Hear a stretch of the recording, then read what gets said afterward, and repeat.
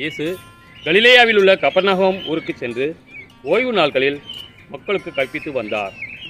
அவருடைய போதனையை குறித்து அவர்கள் வியப்பில் ஆழ்ந்தார்கள். ஏனெனில் அவர் அதிகாரத்தோடு கற்பித்தார். தொழுகை கூடத்தில் தீய ஆவியான பேய் பிடித்திருந்த ஒருவர் இருந்தார். அவரை பிடித்திருந்த பேய், ஐயா, நாசரேத்து இயேசுவே, உமக்கு இங்கு என்ன வேலை? எங்களை ஒழித்து விடவா வந்தீர்?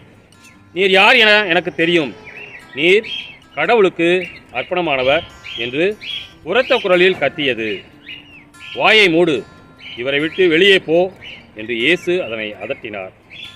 அப்பொழுது பேய் பிடித்தவரை அவர்கள் நடுவே விழச் செய்து அவருக்கு ஒரு தீங்கும் இழைக்காமல் பேய் அவரை விட்டு வெளியேறிற்று. எல்லாரும் திகைப்படைந்து, எப்படி பேசுகிறார் பாருங்கள், அதிகாரத்தோடும் வல்லமையோடும் தீய ஆவிகளுக்கு கட்டளையிடுகிறார், அவையும் போய் விடுகின்றனவே என்று ஒருவரோடு ஒருவர் பேசிக்கொண்டனர். அவரை பற்றிய பேச்சு சுற்றுப்புறமெங்கும் பரவியது.